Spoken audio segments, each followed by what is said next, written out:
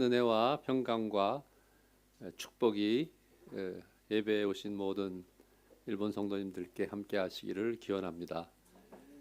오랜만에 치바 영광교회를 방문해서 우리 여러 성도님들과 예배드리고 사랑하는 저의 특별한 제자인 김성선 목사님, 또 어제 따님 어디 있어요? 우리 결혼해가지고 축하합니다. 일단 끝나고 축하합니다.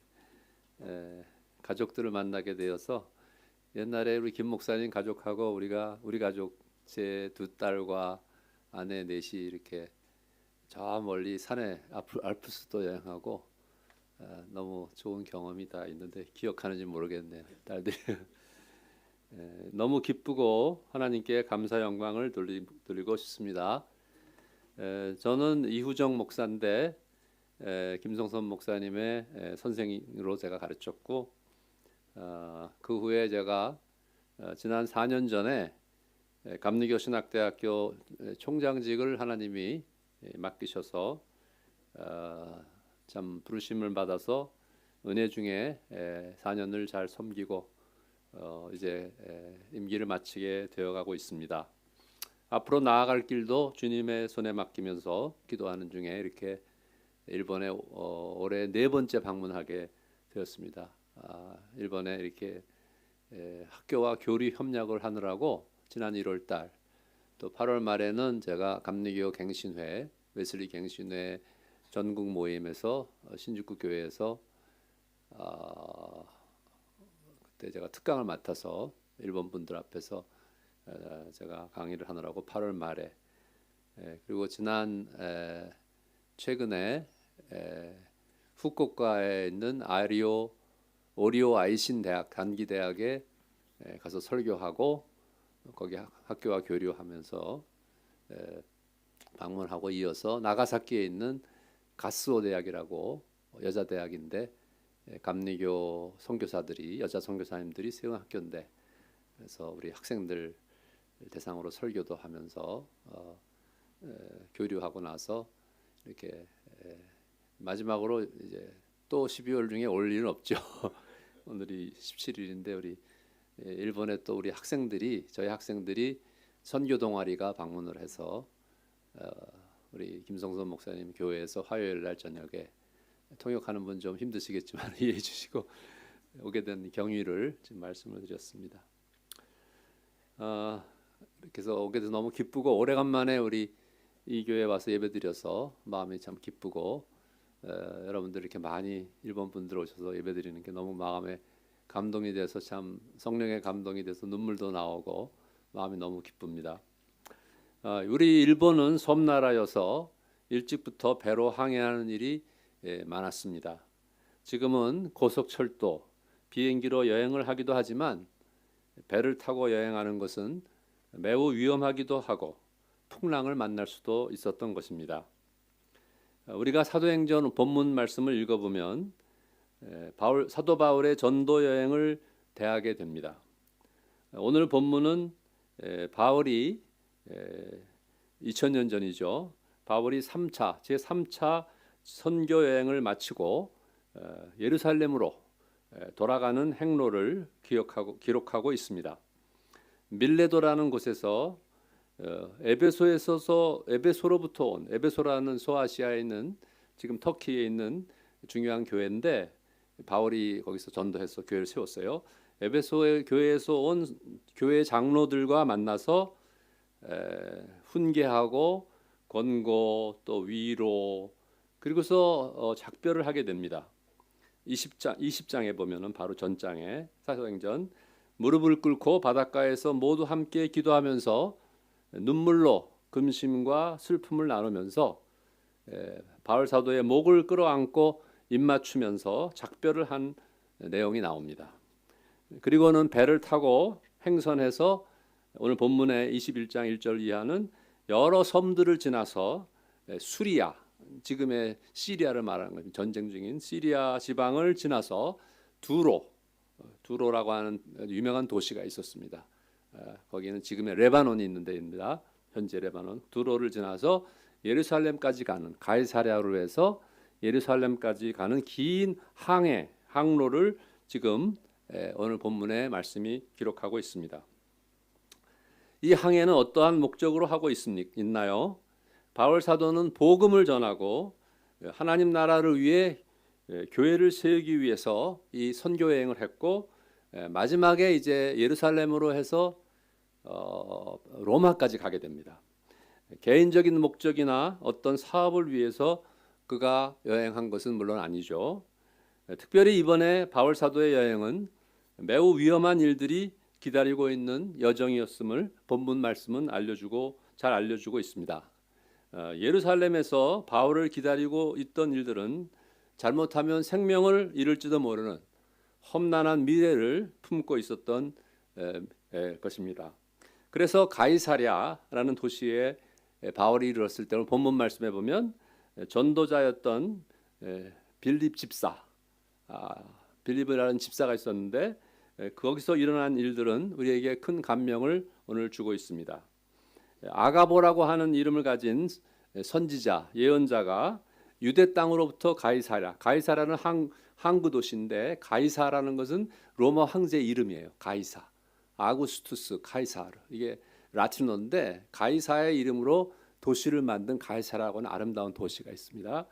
지금도 여러분들이 성지순례 가면 가볼 수 있는데, 그 가이사랴라고 하는 곳에서 바울 사도에게 제자들과 함께 있었는데, 빌립 집사의 집에 예언자가 유대로부터 내려와서는 바울의 바울의 허리띠, 옛날에는 이렇게 유대인들은 이렇게 긴 이런 뭐라고 그래야 되나, 영어로 로브라고 그러는데 이렇게 한 벌로 된 이렇게 긴 옷을 입고 허리띠를 띠게 돼요. 옛날 영화 보시면은 예수님의 옷도 보시면 이렇게 하나로 되어 있는 옷 있잖아요. 속옷을 입고 그다음에 허리로 띠를 매거든요.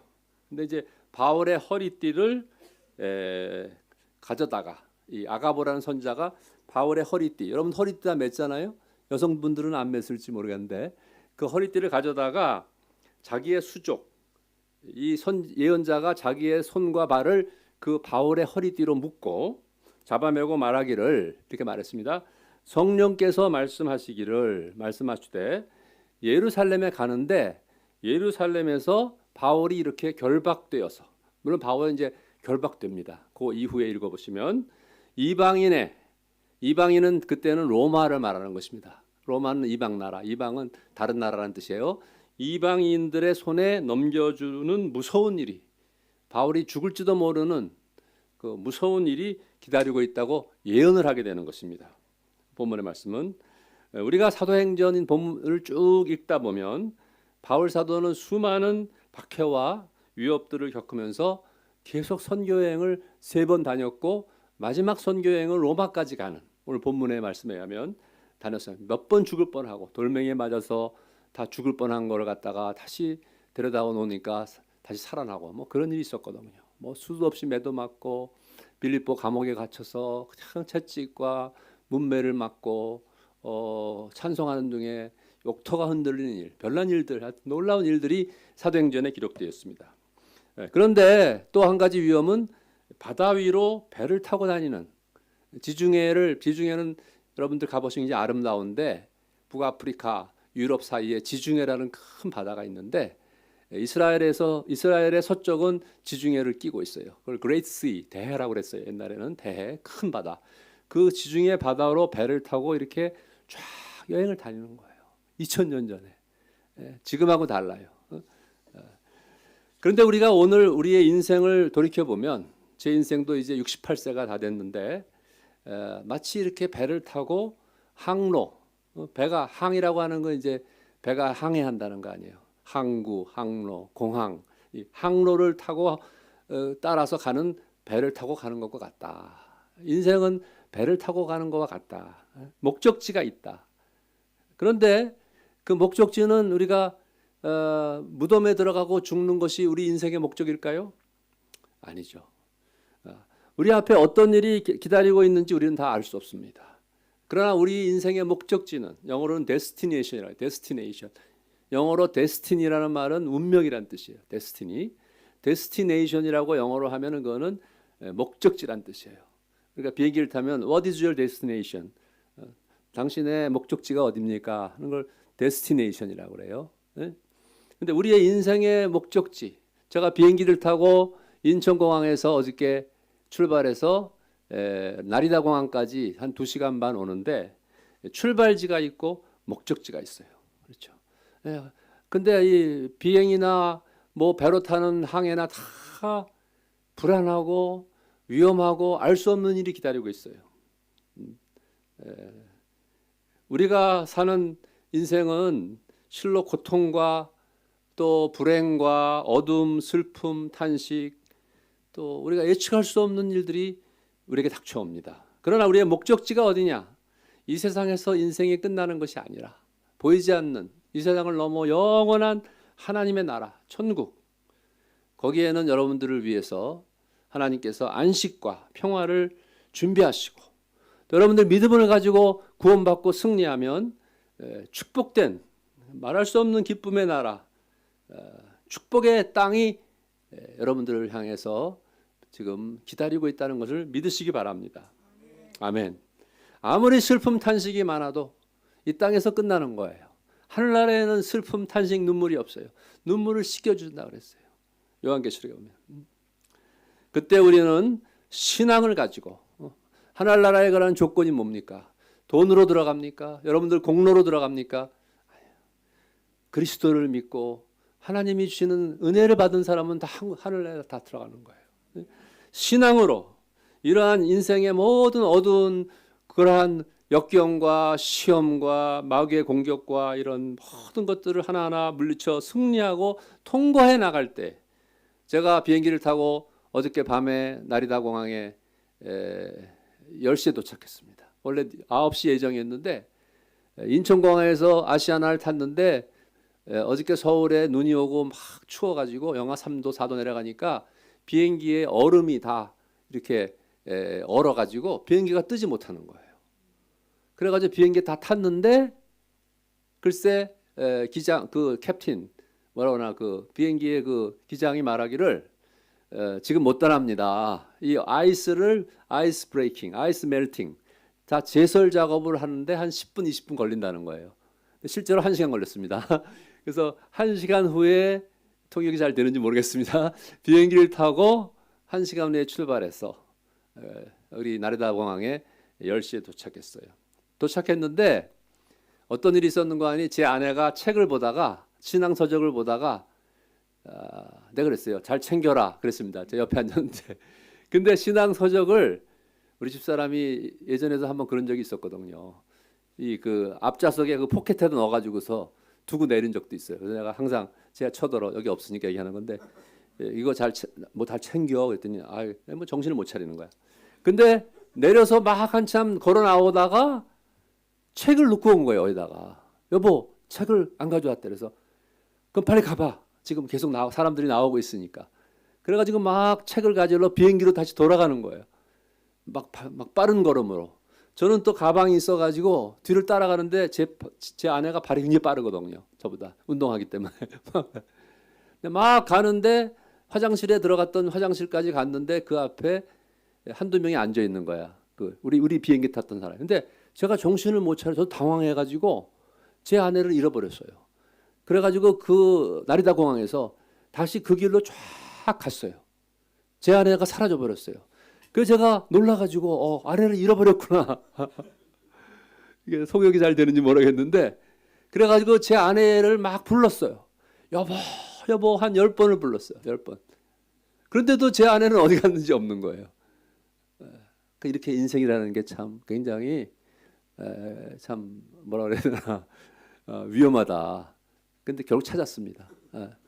보니까 제가 뒤를 돌아서 봤더니 우리 아시아나 승무원들이 저 앞에 있더라고요. 거꾸로 저는 저 앞에까지 갔는데 저쪽 그러니까 제가 거기서 이렇게 내려가야 되는데 그걸 깜빡 잊어버린 거야. 그래서 그냥 그 길로 똑바로 갔어요. 그랬더니 보니까 제 아내가 책을 딱 찾아가지고 책을 땅에다 떨어뜨린 거야. 아니 땅이 아니라 비행기 바닥에다가. 그래서 제가 그냥 야단 좀 칠려다 참았습니다. 사람 찾은 게 중요하지 짝 찾은 게. 제가 이런 얘기 하는 일은 이유가 이런 일들이 생긴다 이거지. 생각지도 않았던 일, 이 불의의 사고, 전혀 우리가 알 수 없는 일들이 기다리고 있다는 겁니다. 내일에. 그걸 두려워하면 안 돼. 내가 좀 이따 간증을 하나 하겠지만은, 자, 우리의 인생의 길은 우리가 앞을 알 수 없지만 또 우리 앞에 우리의 능력과 방법, 다시 원고입니다. 우리의 능력과 방법들로 해결할 수 없는 엄청난 시련과 역경과 재난과 큰 어려움의 벽이, 우리 찬송가에 있지만 태산을 넘는 것처럼 험난한 벽이 눈앞에 닥치고, 그러나 우리가 믿음을 가지는 사람은 그것이 무너지고, 그것이 무너지지 아니라 그 앞에서 우리가 무너지고 좌절을 당할 때에도 낙심하고 우리가 인생을 포기할 것이 아니라 눈을 돌려서 그때 하나님, 우주를 창조하, 제가 그런 얘기를 해요. 우주를 창조하신 하나님이 이 문제 해결 못하겠냐? 온 우주를 창조하신 하나님이 나의 하나님인데 내가 이 문제를 내 힘으로 못 해결한다. 내 능력과 내 방법으로, 우리 힘으로 하는 게 아니고 하나님의 크신 능력과 하나님의 함께 하시는 임마누엘의 임재를 통해서 우리가 승리를 하게 되는 줄로 믿습니다. 따라서 우리가 눈을 돌려서 제가 보세요. 가다가 우리 아내 찾다가 못 찾았지만 딱 돌아서니까 저 앞에 있더라고요. 잘못된 방향으로 가면 영 못 찾는 거예요. 그런 일이 인생에 수도 없이 많았어요, 저는. 그러나 그 순간에 하나님이 위로를 주시고 하나님이 우리에게 주신 예수 그리스도의 그 은혜를 우리가 생각하면 우리의 죄와 죽음으로부터 우리가 구원을 받았다고 하는 거, 그러면 하나님 나라에 가고, 죄와 죽음으로부터 우리가 구원을 못 받으면 어디 가요? 무덤으로 가고 멸망하는 거예요. 여러분들 어느 길을 걷고 있습니까? 그렇기 때문에 우리가 타고 가는 인생의 이 길이라고 할 수 있는 믿음의 배를 타고 갈 때 이거 중요한 거예요. 따라서 해봅시다. 내 배의 선장은 내가 아니라 주 예수 그리스도다. 한번 김 목사님이 저거 한번 일본말로 해봐. 내가 타고 가는 내 믿음의 배의 선장은 내가 아니라 주 예수 그리스도다. 저기 지금 통역하고 있으니까. 그래도 김 목사님 한번 대표로 해봐. 큰 소리로.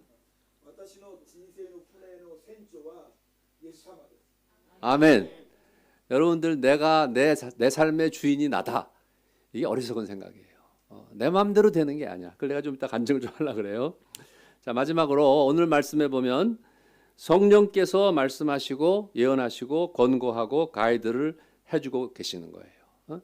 성령은 하나님의 영입니다. 눈에 보이지 않지만, 이 공기가 눈에 보이지 않지만 공기가 있는 것처럼 여러분들 여기에 공기가 없으면은 어느 누구도 숨 못 쉬고 조금만 있으면 다 죽어요. 근데 이 공기라고 하는 말, 이 공기, breath, 숨이라는 말이 헬라어로 푸니마, 숨, 성령이란 말이에요. 구약에는 히브리어로 루아하, 그것도 숨이란 뜻이에요. 호흡, 숨을 못 쉬면 죽잖아.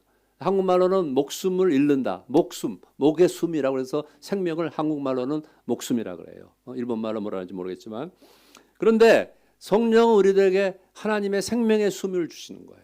그래서 성령을 우리가 의지하고, 성령은 우리들의 인생의 여행의 항로를 항상 함께 하신다. 아멘. 그래서 이 하나님의 영이신 성령께서 진리와 사랑의 영이신데, 진리라고 하는 게 뭐예요? 세상에 거짓이 가득 차 있거든. 사랑은 우리가 인생의 이 미움과 그냥 분열과 반목과 서로 그냥 싸우고 있지만, 사랑은 다 우리를 화해케 해주셔요. 하나님과 우리를 화해케 해주시고, 서로 간에, 부부 간에, 자식 간에 서로를 사랑으로 화해하고 서로 용서할 수 있게 해주는 게 뭐예요? 성령의 역사란 말이지. 그래서 진리와 사랑과 화해와 이렇게 우리를 하나님에게 치유해 주시는 그 성령께서 항상 우리를 인도해 주십니다. 아멘. 그렇기 때문에 우리는 매 순간마다 우리 인생의 배, 나의 인생의 배의 주인은 예수 그리스도 성령님이시다. 그러면 그 성령의 말씀에 순종하면서 예수님은 성령을 우리들의 보호자다. 파라클레트라는 말은 헬라어 원어인데, 성경의 원어인데, 파라클레트라는 말은 우리를 보호해 주신다는 뜻이에요. 보호하고 위로하고 지켜주신다. 보호자다. 도와주시는 보호자다. 그다음에 성령은 우리를 인도해 주시는 분이다. 그런 성령에게 우리의 삶을 내어 맡기고, 그러한 신앙을 가지고 우리의 인생의 항로를 믿음의 여행을 해야 될 줄로 믿습니다. 본문의 마지막 말씀 뭐냐? 그렇게 될 때 내 인생의 모든 것은 사도 바울이 그랬듯이 내 뜻대로, 내 삶의 목표와 것은 내 뜻대로 이루어지는 것이 아니다. 하나님의 뜻대로 이루어진다. 그런 놀라운 경험을 하게 되고 역사가 있게 되는 줄로 믿습니다. 하나님의 뜻은 우리에게 어떤 때 보면 최선의 것이 아니다. 왜 이런 일이 일어날까? 제가 지난번에 제 후임 총장을 뽑을 때 3일 동안 금식 기도를 했어요. 기도원에 가서. 결과에 대해서 마음에 영 받아들여지지 않았어요. 한편으로.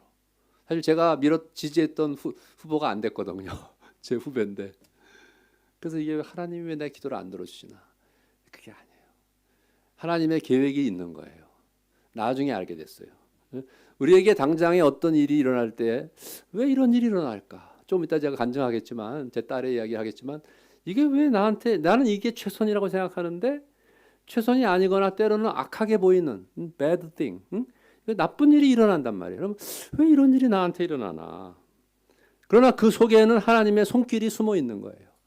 그런 어려움과 환난과 질병과 나쁜 일을 통해서 오히려 우리를 강하게 하시고 우리를 더 하나님의 신앙의 풍성함으로 우리를 변화시킨단 말이지.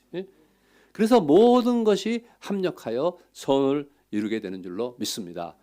제가 좋아하는 말이 있어요. 유명한 말인데 우리에게 어떤 나쁜 일이 일어날 때 나쁜 일, 어려운 일이 일어날 때 그것도 하나님이 허락하시고 하나님이 그렇게 선택해서 이루어지는 것이다. 마귀가 가져온다는 생각하지 마시고 그러나 그것은 결국에서는 어떤 일이 일어나도 마지막에는 합력해서 선을 이룰 줄로 믿습니다. 아멘.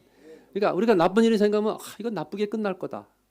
그게 아니고 어떤 일이 일어나도 하나님은 믿는 사람들에게 하나님을 의지하는 사람들은 그것이 변해서 합쳐져 가지고서 더 큰 선을 더 좋은 일이 되는 줄로 믿습니다.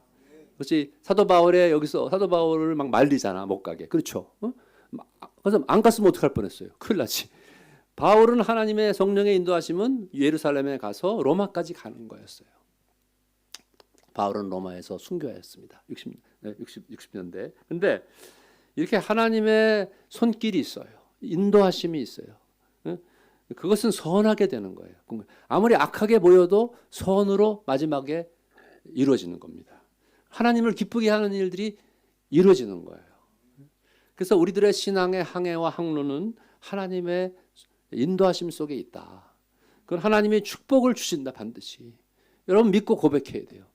자, 내가 간증을 한 가지 하고서 설교를 마치겠습니다. 시간이 좀 지났지만 제가 사실 제 딸 이야기를 좀 첫째 우리 목사님이랑 다 잘 아는 우리 큰아이가 지금 34살인데 이름이 정은이에요. 미국 이름은 안나고 애나 정은인데 이 아이가 엄마 뱃속에 있을 때 1989년에 좀 천천히 얘기할게요. 통역하시는 분 고생하셔도 그냥 해주세요. 내가 원고에 없는 건데 89년에 미국에서 낳을 때 얘가 하나님의 예언을 받았어요. 우리 딸이 큰아이가 난 목사를 만들고 싶었는데 하나님 예언하시기를 엄마 뱃속에 있는 이 아이는 하나님께서 mighty 영어로 예언을 받았는데 mighty dynamic way로 하나님이 사용하실 거다.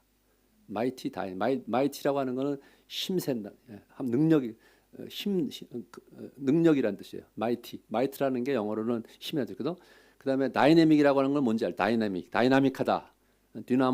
디나무스라고는 헬라어에서 온 말인데 다이내믹 아주 그냥 하나님이 역동적으로 사용한다 이거지. 그래서 우리 딸을 낳았는데 이 딸이 참 믿음의 딸입니다. 제가 우리 딸 이야기를 간단하게 하고 설교를 마치겠어요. 근데 이야기가 공부를 참 잘하고 머리가 좋아가지고 한국에서 연세대학교 역사학과를 졸업했습니다. 2012년에 졸업을 했는데 공부를 하러 미국에 가서 외갓집도 제 아내가 미국의 이민자였기 때문에 미국에 가서 자기가 공부를 더 해서 엄마 아빠가 다 교수니까 자기도 교수가 되고 싶은 것 같아요. 우리 두 딸이 다 그런데 둘째 아이는 지금 수의학을 공부하고 있지만 근데 얘가 공부를 잘하고 막 올 A를 맞았어요. 3, 4학년은 올 A 플러스 올 A 플러스를 맞았어요. A가 아니라. 근데 이상하게 미국의 6군데 대학에 이렇게 어플리케이션 다 지원을 했는데 6개가 다 떨어졌어요. 신기하죠. 저는 굉장히 신기했어요. 왜냐하면 우리 딸은 공부를 그렇게 잘했는데 미국의 대학이 뭐 대단하다고 우리 딸 6군데를 지원했는데 다 떨어진단 말이죠. 그래서 이상하다. 그래서 하나님의 뜻이 뭔가. 그래서 제가 우리 딸 보고 그랬어요. 정은아, 하나님이 내 길을 막으시는 거는 내가 신학을 공부하게 하라는 뜻 같다. 왜냐하면 저는 제 딸을 신학을 공부해서 저를 본받아서 일본 사람들처럼 일본 사람들은 가업을 계승하잖아요. 그래서 저는 제 딸이 제가 사실은 교회 역사, 철치 히스토리를 가르치는 교수였어요. 우리 김성선 목사는 제 조교였는데 대학원에서 제 밑에 논문도 쓰고 공부를 참 잘했습니다. 그래서 근데 제 딸도 그래서 신학을 공부해서 미국에 있는 신학대학의 교수를 만들고 싶은 게 제 마이 위시. 근데 나의 제가 그런 제 소원이었는데 결국 안 됐습니다만. 근데 이 아이는 아빠 나는 아빠를 이어받지 않는다. 나는 역사학자가 되겠다. 그래서 미국에 지원을 했는데 6군데의 대학이 박사, 석사 과정을 한 게 다 미국에서 답이 안 오는 거예요. 그러니까 얘가 우울증에 빠졌어요. 우울증에. 그래가지고서 하나님이 왜 나에게 이렇게 답을 안 주시는가? 길을 다 막는가? 하나님 막는지 알 수 없지. 그런데 이 아이가 그러는 동안에 너무 힘들고 막 어둡고 고통스러우니까 하나님을 찾았던 것 같아. 제 생각에는 그래요. 벌써 이게 2012년에 일어난 일이에요. 2012년 08학번이니까 지금부터 12년 1년 전에. 그런데 얘가 지방에서 자기 방에서 이렇게 막 힘들었을 때 이상하고 신기한 체험을 했어요. 무슨 체험했냐면 하나님을 만났어요. 꿈이 아니고 생시에 하나님과 만나는 이상한 그러한 신기한 경험을 하게 된 거예요. 근데 제가 이건 우리 집사람이 없으니까 하는 얘기인데 우리 딸이 이런 거 얘기하는 거 굉장히 싫어합니다. 녹음하지 마세요. 그런데 우리 딸이 이렇게 큰 우주선과 같은 데에 들어갔는데 갑자기 그 순간에 서든리 갑자기 근데 우주선에 선장이 있고 거기에 이렇게 우주선 같은 데 들어간 거예요. 제 딸이 저한테 얘기한 게 아니라 우리 지 엄마한테 한 얘기를 저한테 들려준 거예요. 근데 들어갔는데 거기에 선장이 누군가 아니 하나님이야. 꿈속에서 환상 속에서 환상이 아니야. 꿈속의 환상이 아니야. 내가 잘못 말했네. 꿈도 아니고 환상도 아니고 그냥 생시인데 그렇게 하나님이 이러한 특별한 체험을 우리 딸에게 해준 거예요. 우리 딸이 굉장히 특별한 아이예요. 그렇기 때문에. 그런데 그때 하나님 옆에 천사가 둘이 있었어요. 천사가. 그게 성경에 보면은 네 천사들이 하나님 앞에 얼굴을 배운다 그런 나오잖아요. 그러니까 우리 딸 정은이의 천사가 있는 거예요. 나는 저의 천사가 있는지 잘 모르겠어요. 한 번도 본 적이 없기 때문에. 근데 우리 딸은 그렇게 어렸을 때 그런 계시를 받은 거예요. 그래가지고 천사 둘이 이렇게 말한 거예요. 정은아, 내가 아니라 두 천사니까 우리들이 내가 미국에 가려고 하는 대학마다 다 찾아다니면서 내가 가지 못하도록 길을 막았다. 이렇게 말한 거예요. 제가 이건 지금 소설을 쓰는 게 아니고 사실이에요. 사실. 그 얘기를 딱 듣는데 그때 우리 딸 마음속에 하나님이 내 길의 주인이시구나. 내가 가고 싶다고 그래서. 근데 우리 딸이 어리석죠. 왜냐하면은 한국에서 연세대학교 나와가지고 미국의 프린스턴, 에머리, 제가 에머리 대학에서 공부했지만 미국의 가장 좋은 대학들의 박사 과정에 지원을 한 거야. 근데 석사도 안 해서 박사를 들어갑니까? 그건 불가능한 거예요. 그러니까 얘가 이렇게 어리석은 거야. 근데 나한테 의논도 안 하고 할 수 없지 뭐 지가 그런 걸. 그런데 뭐 석사 박사 했는데 석사도 다 떨어졌어. 6군데라. 내가 6군데라 했어. 미국의 제일 좋은 대학을 다 한 거예요. 뭘 지가 얼마나 잘났다고. 그랬는데 다 떨어지니까 굉장히 낙심이 되고 애가 겸손해졌죠. 할렐루야. 하나님 우리를 겸손하게 하시는 거예요. 근데 그때 하나님이 음성이 들려왔어요. 얘한테. 하나님으로부터 음성이 들려왔는데 이렇게 말했어요. 정은아, 나는 네가 원망하는 것처럼 나쁜 그런 하나님이 아니다. 제가 좀 아까 말한 거를 이제 우리 딸의 그 경험을 가지고 해요. 너는 나를 원망하고 있는데 굉장히 원망했지. 우리 딸은 지금도 하나님을 원망해요. 이상한 아이에게는 지금 고려대학교 교수예요. 근데 내가 하나님을 나를 원망하지 말아라. 나는 좋은 하나님이다. 영어로 하면 I am a good God. 우리 딸은 일본말도 아주 유창하게 잘해요. 일본에 와서 연수교육 다 받고 하버드에서 박사를 했어요. 3년 전에. 그런데 얘가 그 말을 딱 듣고서 깨달은 거는 하나님이 나에게 이렇게 어려움을 주셨지만 다 떨어졌지만 하나님의 뜻이 있었구나. 그 뜻이 뭐예요? 나를 겸손하게 하려고 하는 거구나. 그리고 내가 나를 의지하지 않고 내 방법이 아니라 하나님의 방법으로 나를 인도하시는구나. 이것이 신앙인 거예요. 제 딸은 머리도 비상하고 진짜 수재고 뭐 천재는 아니지만 그래서 하나님께서 얘가 다 떨어진 다음에 어느 날 편지가 날라와 가지고 미국에서 뉴욕 대학이라고 좋은 대학이에요. 뉴욕 대학이라고 있어요. NYU라고. 거기에 내가 박사 과정으로 그 지원을 했는데 거기서 얘가 떨어졌어요. 그런데 나중에 거기에 있는 사람들이 우리 정은이에게 석사 과정에 와서 공부를 하겠냐 하고서 편지가 온 거예요. 그 편지가 오니까 제 딸이 저한테 와서 아빠 이 편지가 왔는데 이거 어떻게 하면 좋겠어. 그래서 내가 속으로 이거 고소하다 그랬지. 그러니까 너는 이제 하나님만 의지하고 그리고 간다 그래라. 간다 그래. 또 간다 그랬다가 또 안 받아주면 뭐야. 난 얼마나 또 낙심이 되겠어. 너 그런 생각하지 말고 거기서 네가 박사과정을 지원한 건 네가 어리석게 잘못한 거고 그런 얘기는 안 했어요. 네가 석사부터 해야지. 학사인데 왜 석사도 안 하고 박사를 들어가려고 그러냐.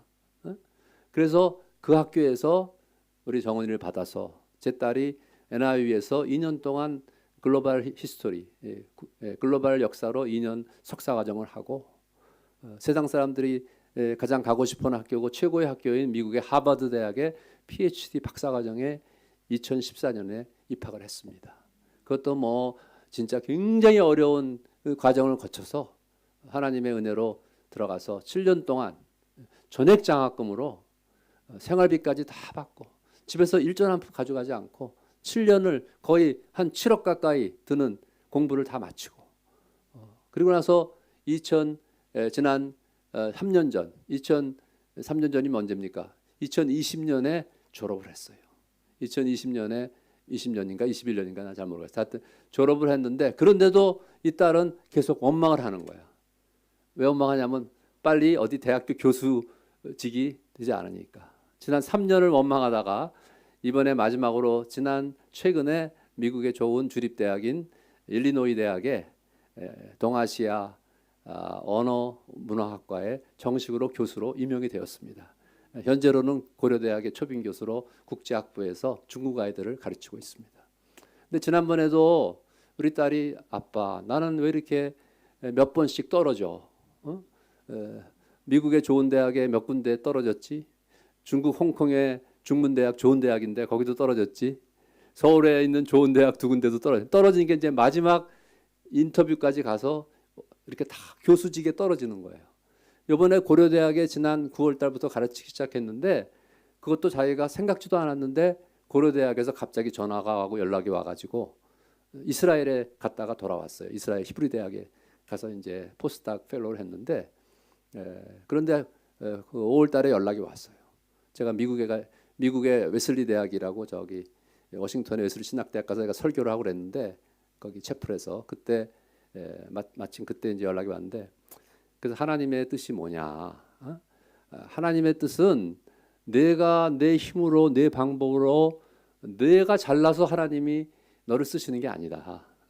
하나님은 너를 낮추시고 내가 아무리 잘나도 하나님이 허락하시지 않으면 안 되는 거야. 그러니까 너는 하나님 앞에 하나님이 너를 왜 이렇게 훈련을 시키시냐. 눈물을 흘리고 하나님 앞에 콧물을 흘리면서 이러는 거야. 아빠 나는 왜 이렇게 힘들어서 야 너는 남들은 그 문턱에도 가보지 못하는 하버드에서 그렇고 PhD 박사까지 했고 공부 잘해서 칭찬받고 남들은 그 비싼 돈을 들이고 공부하지만 너는 거기서 7년 동안 돈 일전 한 푼 안 내고 7년을 하버드에서 최고의 대학에서 공부를 했는데 그게 감사하지 않냐. 근데 감사한지는 모르고 매일 원방을 하고 있는 걸 볼 때 참 너무 안타까운 거예요. 애비 마음에. 근데 그래도 얘가 믿음이 있어가지고 나중에는 회개하고 이번에 잘 되니까 자기도 감사하다고 지금 기분이 좋아졌어요. 한국에 있어요. 지 엄마를 그렇게 볶아 먹어서 지 엄마가 저보고 그러는 거예요. 여보 난 우리 정원이 때문에 못 살겠다고. 나를 왜 이렇게 볶아먹는지 모르겠다고. 딸자식 가지고 사는 게 쉽지 않습니다. 근데 제가 결국에서는 하나님께서 우리의 인생의 주가 되신다. 제가 그 말씀을 하고 싶은 거예요. 제 딸, 뭐 제 얘기, 제 간증도 많지만 제 얘기를 다 하면 또, 왜냐면 여러분들과 함께 오늘 우리 딸이 일본 말도 잘하고 일본도 좋고 우리 김성선 목사하고 같이 가족이랑 같이 여행도 다니고 그랬는데 왜 하나님께서는 우리에게 이렇게 어려움을 주실까? 실패를 계속 경험할 때 우리가 하나님이 나를 버린 걸까? 하나님이 나를 안 도와주시는가? 그게 아니고 나를 훈련시키는 거야. 훈련. 여러분들이 그런 훈련을 겪으면 믿음이 더 약해지고 믿음이 더 줄어드는 게 아니라 믿음이 더 강해지는 거예요. 병을 이기는 사람은 그 병보다 더 강한 거죠. 병이 안 걸려본 사람이 더 강한 거예요? 아니면 병이 걸려서 이긴 사람이 더 강한 거예요? 생각해 보세요. 두 번째 중에 어떤 거예요? 병에 걸렸더라도 그 병을 이긴 사람이 더 어려운 병도 이길 수 있는 거예요. 그리고 우리는 인생에 살 때 어려움을 겪지 않으면 더 좋겠다를 생각하는 거예요. 환난이나 뭐 질병이나 기근이나 인생에 많은 어려움을 닥칠 때 우리는 하나님께 이렇게 묻습니다. 하나님 어디 계십니까? 왜 나를 안 도와주십니까? 하나님 나를 버렸습니까? 그렇게 생각하지 마시고 뭐 그런 생각이 있을 수밖에 없어요. 저도 그런 때가 있었어요. 얼마든지. 그러나 그때 우리가 다시 하나님을 바라보면서 제 딸 간증은 했지만 성령의 음성에 귀를 기울이시기를 바랍니다. 성령께서는 여러분들에게 꼭 말씀하셔요. 저도 직접 하나님 음성을 들은 적이 여러 번 있었지만은 하나님이 여러분들의 귀에다가 이건 육신의 귀에 들리는 게 아니에요. 우리가 영의 귀에다가 들려주셔요. 여러분들 속에 하나님의 음성이 들려와요. 고요하고 세미한 음성을 들을 줄 알아야 돼요. 물론 하나님 말씀 속에 성경 속에 그 음성이 다 들어있기도 하지만 여러분들이 기도를 깊이 하고 낙심되고 참 어찌할 바를 모를 때에는 포기하지 말고 하나님 앞에 나아가서 교회에 나와서 새벽에 나와서 하나님을 바라보고 간절하게 기도를 해보세요. 하나님 반드시 여러분들에게 응답해 주실 줄로 믿습니다. 제 딸을 가지고 얘기한 거는 제 딸 뭐 잘됐다는 자랑이 아니라 그렇게 슬퍼하고 매일 울고 왜 이렇게 하나님이 자기를 안 도와주냐 이해가 안 되는 거예요. 남들처럼 뭐 공부를 못하고 뭐 그렇게 수준이 낮고 그런 그런 모습이 아니고 오히려 남보다 가장 탁월한데도 매일 그렇게 슬퍼하면서 낙심하는 이유가 뭔가 이해가 안 되는 거예요.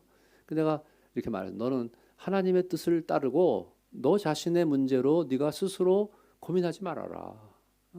네가 하나님이 너를 쓰시겠다고 한다면 너는 최근에 그러게 아빠 나는 대학 교수가 안 돼도 관계없어 이렇게 얘기하더라고요. 근데 내가 이제 됐다. 너가 꼭 하버드 나오고 세상에서 제일 좋은 대학 나왔다고 너에게 뭐 대학 교수직을 딱 난 동경대학에 와서 교수하면 좋겠어. 너에게 가장 좋은 자리를 만들어 놓고 이리 오련 하나님이 그렇게 하시는 게 아니고 너에게 많은 어려움을 주시는 거는 내가 거기서 내 스스로가 잘하고 교만하게 자기 힘으로 인생을 살려고 하지 말고 하나님의 도우심을 받으라고 하나님이 훈련하시고 너를 강하게 하시는 과정이다. 이건 제 딸의 문제가 아니라 우리 모두의 문제인 것입니다. 여러분들 저는 아까도 얘기했지만 지난 1월 달에 일본에 왔을 때 제 막내 동생 미국에서 30년 목회한 이우성 목사가 췌장암 말기에 2개월밖에 더 살지 못한다고 하는 소식을 듣게 되었습니다.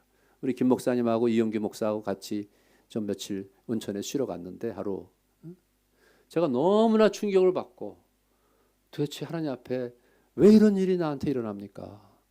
저보다 6살이나 아래고 아직도 60대 초반, 전 68세인데 제 동생은 62세예요 이제. 그런데 인생에 아직도 더 살 수 있는데 왜 하나님 내 동생이 죽어야 됩니까? 췌장암 말기인데 의사가 말하기를 2개월밖에 못 산다. 선고를 받은 거예요. 미국에서 30년 목회했는데 감리교 저 뉴저지에서 제가 그 소식을 듣고 너무나 충격을 받아가지고 김 목사가 옆에 같이 있었지만 왜 나한테 이런 일이 일어나는가? 나는 내 동생이 나보다도 건강하고 더 멋있게 생기고 남성적이고 말이죠. 설교도 잘하고 저보다 더 좋은 점이 너무 많고 그래서 제가 은퇴하면 제 남동생하고 같이 북한 선교도 하고 30년 동안 떨어져 살았으니까 같이 한국에 와서 같이 일하자. 본인도 그렇게 간절히 희망을 했는데 어느 날 하나님께서 제 남동생더러 이리 오라 그런 거예요. 이거 참 어려운 일 아니겠어요, 여러분들? 이렇게 말했어요, 남동생. 마지막으로 얘기하지만 시간이 지났지만 간증 이렇게 얘기해요. 형, 나는 인생에서 가장 원하는 것이 예수님 얼굴 보고 싶은 건데 내가 곧장 예수님 얼굴 보게 됐다고. 나는 너무 좋다고. 이렇게 얘기하는 거예요. 2개월밖에 못 산다고 마지막 의사의 판명을 들었는데 여러분들 지금 통역이 잘 되는지 모르겠습니다만 그때 본인의 그 믿음의 모습을 보고 저는 이 막내 동생의 그 믿음을 보고 참 마음이 너무나 감동이 됐어요. 제가 제 동생을 다 키웠어요. 저를 아버지같이 생각해요. 제가 맏아들로서 그냥 밥을 굶으면서 그냥 고생하면서 제 남동생을 키웠습니다. 동생들 데리고서 한국에서 50년 지난 60년대. 그런데 그 동생이 이렇게 죽게 된 거를 볼 때 인생에 참 허물을 느끼고 제가 동생 장례식을 다 하고 시체가 되고 차가워진 제 동생의 가슴에 손을 얹고 기도를 했습니다. 대전에서 지난 3월 초에. 그래서 한 몇 개월 동안 제가 새벽마다 기도할 때 눈물이 앞서고 왜 내 동생을 먼저 하나님이 데려가셨을까? 나를 먼저 데려가지. 내가 죽으면 좋겠어요? 안 좋죠. 제 아내하고 제 자식 새끼들은 내가 죽으면 좋겠어요? 그래도 아버지가 살아있고 남편이 살아있는 게 좋지. 그건 이기적인 생각인데 제 남동생은 왜 저보다 6살 아래인데 갑자기 췌장암으로 세상을 떠나냐 말이죠. 알 수 없는 거야, 인생을. 그러나 장례식을 다 마친 다음에 제가 느꼈던 거는 하나님이 내 동생을 잘 데려가셨다. 목회를 잘하고 사람들에게 칭찬받고 사람들에게 존경받고 뉴저지에서 한국에 장례식을 하고 미국의 뉴저지에 있는 감리교회에서 본인의 섬기던 교회에서 장례식한 그 사진을 봤는데 너무나 아름다운 거예요. 그 뉴저지에 있는 그 미국 감리교회 목사님들이 다 와가지고서 성대하게 교회에서 장례식을 치른 사진을 보내줬습니다. 저한테.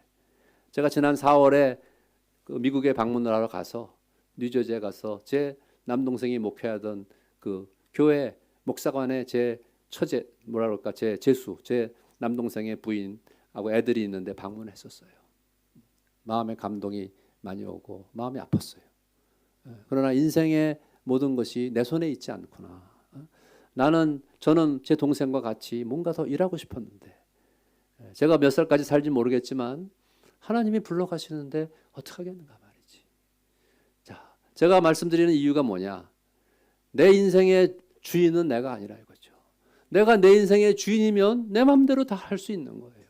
내가 죽고 싶으면 죽고 살고 싶으면 살 수 있고 먹고 싶으면 먹고 그런 게 아니라 이거지. 하나님이 허락하시고 하나님이 우리에게 다 주시는 거예요. 하나님이 또 가져가실 수도 있는 거예요. 그러나 믿음이라고 하는 건 뭐냐. 내 인생의 배가 언제 이것이 항해에서 갑자기 난파가 될 수도 있고 내 생명을 하나님께서 부르실 수 있어요. 제가 시간이 지났지만 지난 9월 달에 감리교 신학대학교 개교기념 예배 때 제가 설교를 했어요. 총장이니까. 그때 설교했을 때 아펜젤라 선교사에 대한 설교를 했습니다.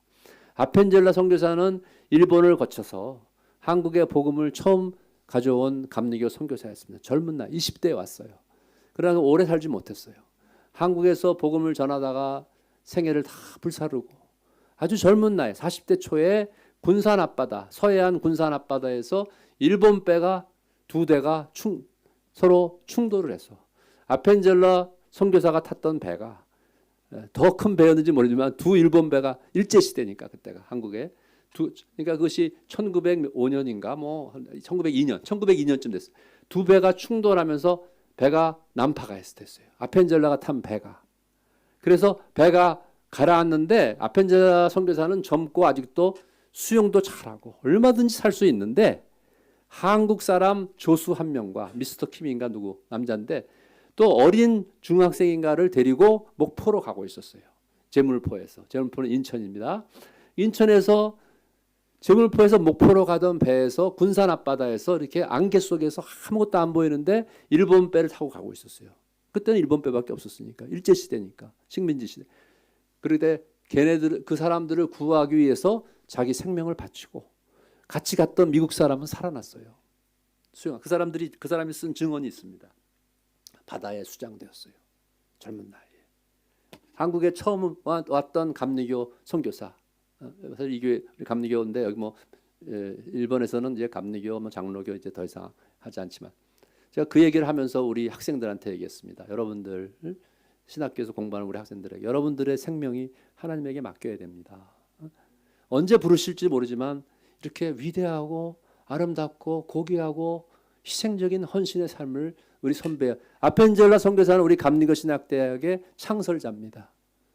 우리 학교 제가 총장으로 섬겼던 학교에 김 목사가 졸업한 학교의 파운더 창립자가 아펜젤라 선교사예요. 배제학당에서 시작한 거예요. 우리 학교는. 그 얘기를 제가 우리 학생들에게 했습니다. 같이 감동을 나누고 우리 삶의 주인은 하나님이다. 그런데 또 한 가지 놀라운 사실은 아펜젤라 선교사가 뉴저지에서 한국으로 조선 땅은 그땐 조선이죠. 조선으로 선교사가 가겠다고 결정했을 때 이 헨리 아펜젤러의 어머니는 꿈의 환상에 아펜젤러가 물에 빠져 죽는 것을 봤어요. 신기하죠.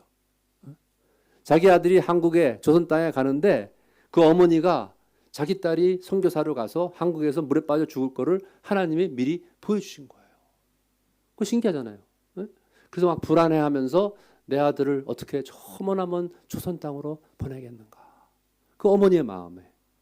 그래서 어머니가 여기 성경에 오늘 바울을 말하는 것처럼 가지 말라고 붙들고 만류할 수도 있었겠죠. 야, 아펜젤러, 헨리야, 이름이 헨리예요. 헨리야, 그 먼 조선 땅에 가서 네가 어떻게 살겠냐. 여기 일본에 왔다가 요코하마로 해가지고서 배 타고 제물포로 간 거예요. 저 태평양 바다를 건너가지고서 1885년에 아주 옛날 얘기하는 겁니다. 그런데 하나님께서는 이 아펜젤러가 오지 않았다면 어떻게 일본 땅에도 물론 복음을 전하러 선교사들이 많이 왔지만 조선 땅에 어떻게 복음이 전파가 됐겠습니까? 하나님의 이 계획과 예정에 따라서 하나님이 우리 인생의 주인이 되고 우리를 사용하셔서 만약 우리 김성선 목사가 치바에 와서 복음을 전하지 않았다면 치바 영광교회가 어떻게 여기 섰겠어요? 그렇죠? 여러분들은 당연하게 생각하지만 당연한 게 아니에요. 절대로. 하나님이 계획을 가지시고 우리 김성선 목사 내가 가르쳤지만 뜻을 품고 내가 일본에 가서 복음을 전하고 선교하겠다. 선교사가 돼가지고 20몇 년을 치바에 와서 교회를 세우고 여러분들 보니까 내가 너무 눈물이 나는 거예요. 일본 분들이 이렇게 와서 우리 치바 영광교회에서 예배를 드리는구나. 참 감사하다. 하나님의 뜻이 놀랍다. 저도 마음이 너무 기쁘면서도 마음이 감격이 성령이 감동을 주시는 거예요. 여러분들 여기 와서 예수 잘 믿고 인생의 모든 걸 하나님의 손에 맡기고 내 인생의 배의 주인은 선장은 하나님이시고 주님이시고 성령님이시다. 하나님의 음성을 듣고 하나님의 인도를 받고 매일 성령의 그 가르쳐 주시는 거 인도하심을 분별하면서 여러분들 살아가잖아요. 제 딸 얘기도 했지만 하나님께서 여러분들을 귀하게 쓰시고 축복해 주실 줄로 믿습니다. 하나님을 원망하거나 하나님 좋은 일이 안 일어난다고 해서 자꾸만 불평하고 낙심하면 안 돼요. 우리는 하나님이 살아계심을 믿고 저도 말할 수 없는 고통을 당하면서 인생을 살아본 사람입니다. 중학교 때부터 고학하면서 동생들 제가 다 데리고 키웠고 소년가장처럼 말할 수 없는 고생을 해봐요. 굶어보고 몇 번씩 죽을 뻔도 해보고 개척교회를 4번이나 하고 그러다가 제가 감신에 와서 수없이 많은 어려움을 당하면서 마지막에 총장으로 4년을 했는데 하나님이 크신 축복을 내려서 우리 감리교 신학대학이 완전히 변했습니다. 매주 교수들이 금요일마다 기도원에 가서 기도를 하고 말이죠. 그런 일이 없거든요. 한국에서는. 다른 신학교, 장로교, 뭐 침례교, 성교교 신학교가 다 감리교 신학대학을 부러워하고 이유정 총장이 기도하는 총장이 되어가지고 학교를 평화롭게 만들고 데모 한 번 안 하고 4년 동안 대자보 한 번 안 붙이고 4년 임기를 마쳤습니다. 제가 뭘 자랑하거나 칭찬을 받으려고 하는 게 아니라 모든 교수들한테 제가 존경을 받으면서 모두는 아니죠. 한두 명은 존경 안 하는 사람도 있을지 몰라요. 그런데 제 말은 학교가 이렇게 평화롭게 된 이유가 뭐냐? 하나님의 뜻이 있었기 때문이고 저는 총장을 하고 싶지 않았습니다. 제 아내가 여기 없지만 제 아내가 끝까지 반대했어요.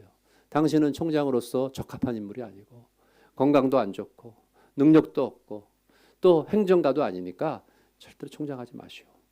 당신 총장하다가는 아마 죽을 수도 있다고 그랬어요. 안 죽었잖아요. 그러니까 우리가 하나님 앞에서 그것도 인간적인 생각이었던 거예요. 제쳐도.